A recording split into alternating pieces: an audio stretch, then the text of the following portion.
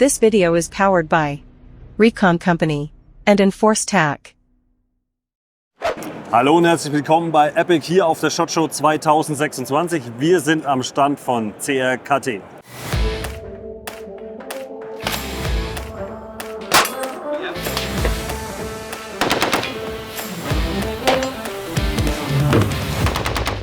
Ja, wie ihr seht, sind wir hier am Stand von CRKT und wir haben einen besonderen Gast hier uns an Land angeln können. Und zwar den Designer des Provoke, Joe Caswell. Joe Caswell, nice to meet you. Nice to meet you. And thank you for taking time. Oh, my pleasure. It's super busy here at the CRKT booth and we're talking about the story behind the Provoke and also the other products from the Provoke series. Sure. So let's get it on. All right. Well, the most well-known product would be the karambit, of course.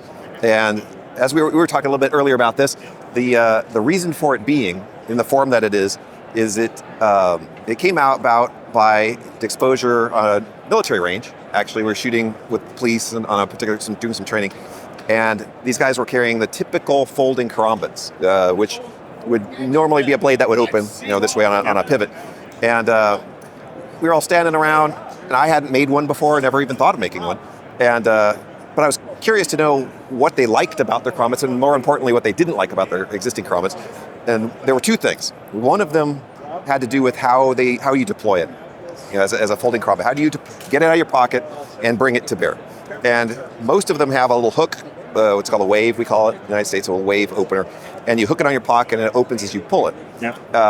The problem with that is that if you're going to use it as an officer and you want a less conspicuous situation where you can use it maybe for other purposes, you can be in a casual environment. You don't have a blade sticking out or anything like this. But if you were to get into trouble, you don't have to do one of these. You could just switch, from a fist. You could be fighting, and do it from that perspective. So that, in case you see it, just deploys like that. So that's the number one thing. How do you deploy from a fist? And the second one was, how do you have a knife like this that if you're doing anything with point work or reverse stabilize, work, how do you do it so it doesn't cross your fingers, if it was to open. And this one, of course, can't ever cross your fingers, just the way it works. It cannot go that way. So the worst thing that would happen is if you were to somehow trick the lock, which would be very, very difficult, it would go that way.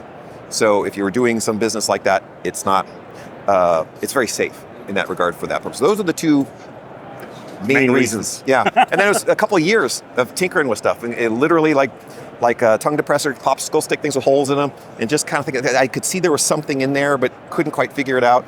Eventually did, and then this was the second main version of it. There was an earlier version. So you're working together with police units, or at that time, or a specific friend, or so with yeah. We have to work this out. Or? Yeah, it was my training with these guys had to do with regulations. Well, getting permitted to carry pistols in the state, and in an adjunct to that is you go on with more training and become very good. You get better and better and just go on. And then there was some mix because of where it was located. There was some mix. There was some mix with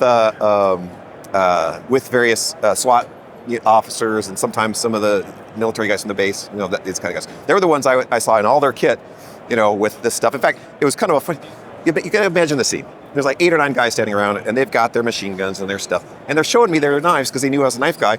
And oh yeah, it goes like this. Yeah, totally. So they, one of them shows me this brand new karambit, standard, typical karambit, very thin, really sleek, really beautiful. And I was just thinking out loud, and it was a liner lock style. And I was just thinking, well, the only thing that would concern me about this, it was really nice, it does this, is that if you torsion it this way, sometimes you can make the liner locks fail that way. You were able to fold it back. Yeah, and I turned in it closed, and they were all like, "Oh my god!" And so that showed me at a moment that's kind of, for these guys, that's a big deal. The worst case scenario. Oh man! So, like I said, number one, can't fold across your fingers ever, and number two, how do you go from doing this to being deployed without having an exposed blade? Yeah, and not having to do one of these, and open it up, index the blade and open it, because that's when you're from that position, that's really your only option. You're going to have to. Some guys do flicky things and stuff, but these guys aren't training that stuff. They want like 100% usually. So anyway, that was the story behind this one. It also has a unique feature with this clip that allows it to ride quite Really deep in the carry. pocket. Yeah, and it's flush, of course. So there's nothing. And like you see before, it's really intuitive. You grab with the thumb Yep. to the hole, It just and you're good to go. yeah.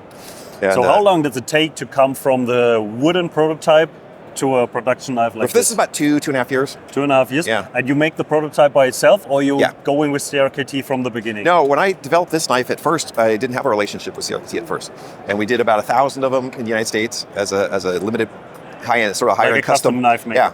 Yeah, and that's when they noticed it, and some others noticed it too, and we had some discussions about bringing it to make a good production version of it, because it's way more expensive the way we were doing it. We were, it cost us no option, and they did a very, very, very credible job with it. In fact, when I'm carrying them, I don't carry one of mine; I carry one of these. It's For us, I think it's now on the market for 3 years now 4 with CRKT. Yeah, it was 2019 was the first full year. Oh, yeah, 2019. And then in 2020 they were starting to come up. They had trouble getting enough of them at first, getting production done.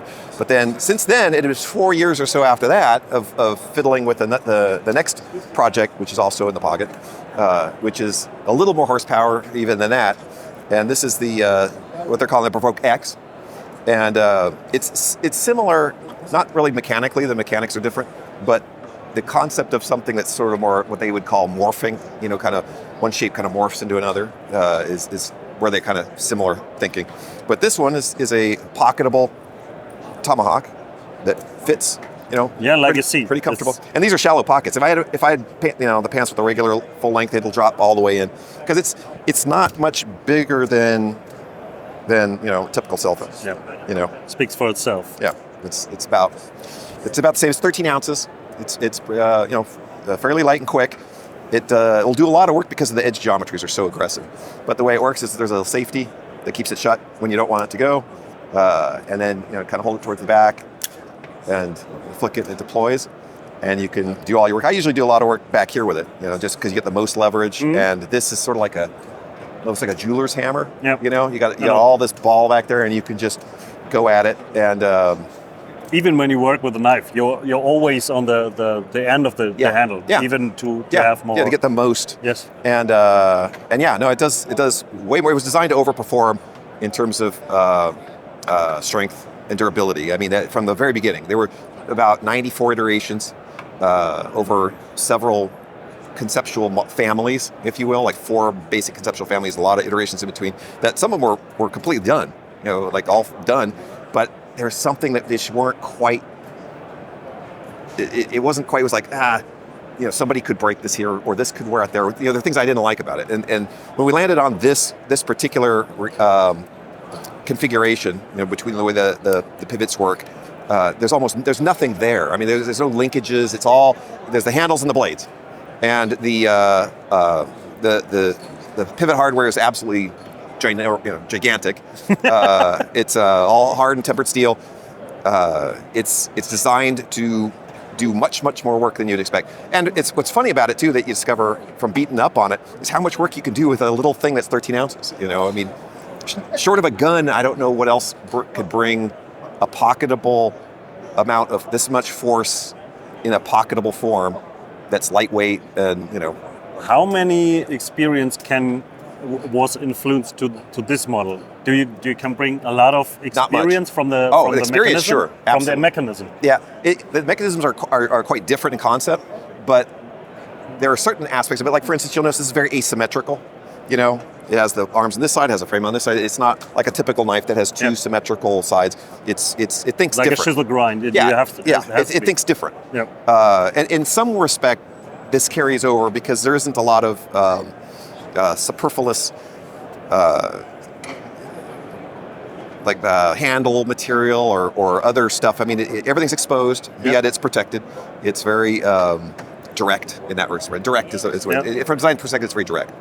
And but yeah, that's so these are 3/8 inch at the weakest point, and 1/2 inch at the weakest point on the center of hard and tempered steel. It's pretty tough stuff. And they're making the blades out of this SUJ2, which is a Japanese version of 52100, which is usually a ball bearing steel. But apparently when they temper it, they use it a lot overseas in things like pry bars, axes, jackhammers, and things like this. And it's how you're going to temper it, which is pretty typical of steel. It's a high carbon, fairly simple steel, but it's very, very, very tough. This depends only on civilian market or even on special units or something like that? Well, I think a little of both. It's designed for the same guys who needed this. Mm-hmm. It really is. And it's funny because when you see people come by, a lot of people find the action interesting, so naturally they'll find it compelling. They'll come and play with it. The guys who seem to light up the best, that's most gratifying, are these guys who are operating stuff, because they say use, because it can be used for a lot of different things. Yep. That maybe sometimes, depending on policy, they can't have certain objects. But if it's this object, it's an emergency crash tool. They can use it for all kinds of objects. They have the emergency crash tool when they need it. They even the deploying method, when they have it in hand, they said, I can store this here and deploy it from there, and then... it fits perfect in an M4 mag pouch. Yeah. I mean, that's one of the reasons it does not come with a pouch or anything like that. I mean, of course, it's designed to go with go to pocket. Even when you have a magazine inside. It fits perfect, even behind a magazine. You just stuff it behind the magazine. And that's what we discovered when I was researching what we might do with a pouch, was with these guys who were doing this stuff, and they were like, I'll just stuff that behind my mag pouch. Well, let's see. And whoop, it's perfect. It just fits. So so it's like, why would we deliver a magazine, or not a magazine, we deliver a sheath? They're just going to... Makes no sense. They're just going to pitch it. Yeah. They're not going to use it. So the existing equipment already works. And on the other Provoke models, did you give some design opportunities to CRKT that they can work with the mechanism? Sure. Or did the designs come directly from you? Well, from every Provoke model? Well, the different Provoke models, the major ones are all mine. There were some that were our modifications, like factory modifications, like when they incorporated it into the Grivery frame version, they took my existing model and they adapted it for that technology, because I don't do plastic injection molding and use the Grivery that way. It's a steel reinforced structure with this Grivery material molded over it. I don't design around that. So they're checking for opportunities. What can they do by itself, only, not to correct the design or something like this? Yeah, for the most part, it's very close to the original design. It's just like they wanted to use the Grivery material. It's a little lighter. It's a different process entirely. It's kind of cool in its own right. But yeah, they adopted that. They did other things like, I remember they asked... A trainer, they also... Oh, the trainer. Yeah, the trainer was another one. It's like, the need for the trainer was obvious up front, but it took a long time to happen, and it was like, well, what does it need to be? Well, sketch it out. Then they just made that one happen. So that one I didn't have to do too much with, because it was part of the existing stuff. The other one that I'll give them full credit for was the fact that the factory did this. Somebody decided this thing needs a glass breaker. And I'm thinking like a tungsten carbide spike, which is usually where they're. And it's like, where are you going to put that where it's not going to be a problem? I mean, where are you going to put a tungsten carbide spike that's going to? I was thinking, you could put a spike on it, but they said no, a ceramic ball. And I'd never actually done that, so they said, trust us, let's do one. It's like, knock yourself out. So they put a little ceramic ball on the end of one of the models, and I mean, it's barely even visible. It's totally smooth, but that thing on glass, like side glass, bam, whoosh, falls apart. It's crazy. I didn't. So when they came up with that, I'm just like, I hand it to you. Thank you. Nice addition. That's that's something I was not aware would work that way. I don't know why anyone would use a spike. At this point, the ceramic is the way to go, but for the glass breaking. But those are the kinds of things that when you collaborate, that it's kind of nice that they can add some stuff, but also the various forms. Since CRKT is using it, if one of these other designers want to use it and incorporate it into their thing, they're perfectly welcome to do so. I'm pretty sure you keep that in mind. Oh yeah, no, I don't want this kind of thing just to be just my little family of stuff. I would like to see it kind of grow a little bit further than that, and have people taking it somewhere else, maybe inspire them to do something different and cooler still. That's kind of the goal at the end. But just so it's not like a bad, So there's a lot of cheap ripoffs of this Karambit and from overseas, and they're really bad. They're $12, and they don't lock open, and they're just. And that's why I'll see them at a show or something, and people will be playing with them, and they kind of like the action. They think the action's cool, but it's so bad, and it's just and it kind of hurts your heart because it's like they're going to think when they see the real one, they're going to think, oh, I've already seen that. He's like, no, try the real one. It's a whole other world. And pretty sure. Yeah, just like anything. What's up for the future? The Provoke series still getting more models? There's something. There's something I'm working on now. See, I don't do I do like big steps. I'll do, these are pretty big steps. I have something in mind. I have actually before even starting this one. And I actually modeled something out, and it works, but it's just got too many parts. Is it easier? I like few parts. Is it easier to work when you have a partner like CRKT on hand with prototyping and make stuff? For this, I do all the prototyping. So what'll happen is I'll design it, I'll prototype it, and I'll deliver a prototype on the CAD, and it'll be as developed as I'm going to get it comfortably. And then there's more development because they're going to iterate it a certain way. They're going to use different materials probably. I try to anticipate what those will be ahead of time, but they're going to do something. They stick pretty close to stuff where they can, and they make very few changes usually. And if they come up with something that's better, it's like by all means, we'll change that or change that. But but then there's a little bit of development there because I'll get prototypes back, tinker with them and see if they work, if they don't work, that type of thing, and then send those back. But for the most part, when I hand it off, I try to give them something that's pretty much turnkey. If you just make this, it'll be fine. For the most part. I mean, like I said, when you bring that into a bigger production, things get different. There are different challenges, but that they have to deal with. So I understand that there's that. But like I said, my job is just to kind of envision new stuff. And I'll tell you, I do have the best part of it. I don't have to worry about the sales. That's what I would like to say. I think you're absolutely. That's the perfect partner. It is because this was 4 years, and I'd be coming here and I'd have these meetings and say, so they knew kind of what it was about, and do you have anything to tell us about it? And there'd be a lot of times it's like, well, it's coming along. I'm on iteration 32 or whatever it is, and it comes up. I didn't know it had to go to 90 or so before we really had it dialed. So there's a lot of that. They probably were thinking, man, what is Caswell doing all the time? Sitting around, probably drinking Mai Tais on the beach or something. But but it's coming up with really weird, different stuff. It's kind of circuitous. At least for me, in my mind, is circuitous. It's not. I want this, so I'm going to start here. I'm just going to go there.